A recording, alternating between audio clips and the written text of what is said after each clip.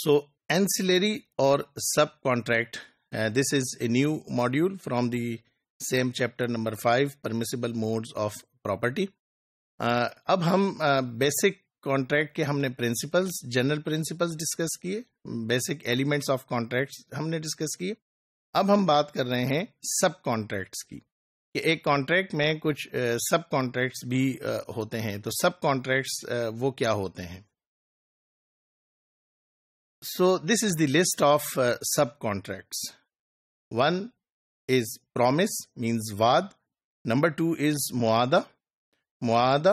Number 3 حوالہ. Number 4 کفالہ، جسے guarantee بھی کہتے ہیں. نمبر 5 وکالہ، جسے ایجنسی کہتے ہیں. نمبر 6 تورق، مونیٹائزیشن. اینڈ نمبر 7 از جوالہ، means price based contract.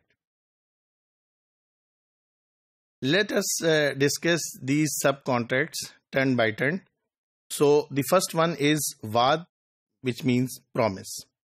It is unilateral promise for doing something or act or entering in a contract, provided by one person to another person. یعنی یہ simple ایک commitment ہوتی ہے، ایک وعدہ ہوتا ہے، جانبین سے نہیں ہوتا، دونوں طرف سے نہیں ہوتا، بلکہ یہ ون سائیڈڈ ہوتا ہے، اسی لیے اسے یونی لیٹرل کہا گیا ہے.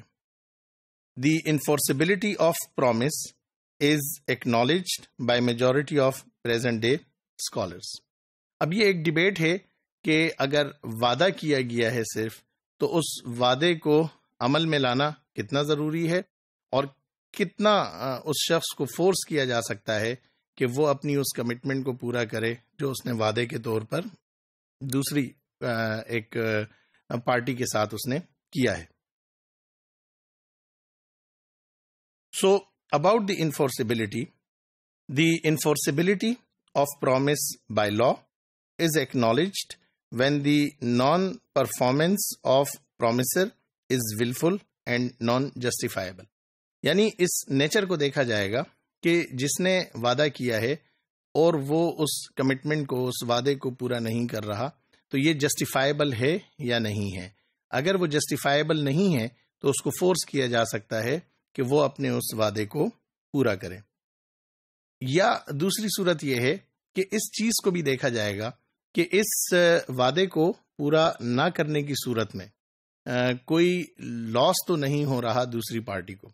اگر کسی دوسری پارٹی کو لاس ہو رہا ہے اس کے وعدے کے پورا نہ کرنے کی صورت میں، تب بھی یہ اسے انفورس کیا جا سکتا ہے. Now the second subcontract is معاہدہ. It is bilateral promise by both parties. ہم نے وعدہ میں ہم نے دیکھا وہ یونیلیٹرل تھا، جبکہ معاہدہ میں یہ یونیلیٹرل نہیں ہے، یہ بائیلیٹرل ہے.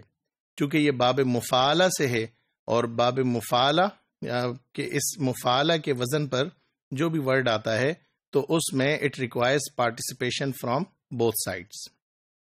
یعنی ایک شرکت ہے تو اس میں پارٹیسپیشن فرام ون سائڈ ہوگا، جبکہ اگر مشارکہ ہے تو اس میں participation from both side. And the same case is with the word معاہدہ. سو میجورٹی آف شریعہ اسکالرز ڈو ناٹ الاؤ معاہدہ، especially in situations where عقد is not allowed. یعنی جہاں پر ان چیزوں میں جہاں پہ وہ عقد ہی درست نہیں ہے، ان چیزوں میں معاہدہ کو بھی اسکالرز نے منع کیا ہے. The example is forward contracts, and this is the best example. جو فیوچر کانٹریکٹس ہوتے ہیں تو اس میں چونکہ فیوچر کانٹریکٹ جو ہے وہ الاؤ نہیں ہے، جس میں پرائس بھی ابھی نہیں دی گئی اور وہ شے بھی ابھی متعین نہیں ہے، دونوں طرف سے ڈیلیوری بھی نہیں ہوئی. اس صورت میں معاہدہ جو ہے وہ درست نہیں ہوگا، چونکہ یہ عقد بھی درست نہیں ہے. A forward contract is a term referring to an agreement between two parties to exchange at a pre-arranged future date goods in return for a future payment, the amount of which is determined at the time of the contract being drawn up. The fixed payment is known as the forward price, یعنی پری arrange ایک date متعین کر دی گئی ہے، اس date پر payment بھی کی جائے گی اور اس کے ریٹرن میں گڈز بھی لیے جائیں گے. This conventional forward contract is deemed as un Islamic due to both the delivery of goods and payment being made at a future date. چونکہ فیوچر کانٹریکٹ کو جو کہ صرف ایک انٹینشن ہوتی ہے، جو کہ ایک خواہش ہوتی ہے، اس کو اسلام جو ہے وہ ایکسیپٹ نہیں کرتا ہے. تو ان کانٹریکٹس میں اگر معاہدہ ہوگا ایز اے سب کانٹریکٹ تو اس کو بھی اسلام الاؤ نہیں کرے گا. Why this is because the contract is agreed and binding even though both payment and delivery remains uncertain. چونکہ جو پیمنٹ ہے وہ بھی اس میں بھی انسرٹینٹی ہے، اور جو ڈیلیوری آف گڈز جو سبجیکٹ میٹر ہے اس میں بھی انسرٹینٹی ہے. تو چونکہ دونوں چیزوں میں انسرٹینٹی ہے، اس لیے جو فیوچر کانٹریکٹس کے لیے بنیادی طور پر جو کنڈیشنز اسلام نے بتائی ہیں وہ کنڈیشنز اگر موجود ہوں تو یہ ٹریڈ الاؤ ہوتی ہے، ادروائز یہ ٹریڈ الاؤ نہیں ہے. چونکہ اس میں دونوں طرف سے ابھی کسی بھی چیز کے بارے میں کوئی سرٹینٹی نہیں ہے بلکہ انسرٹینٹی ہے، اس لیے اسلام نے اسے الاؤ نہیں کیا.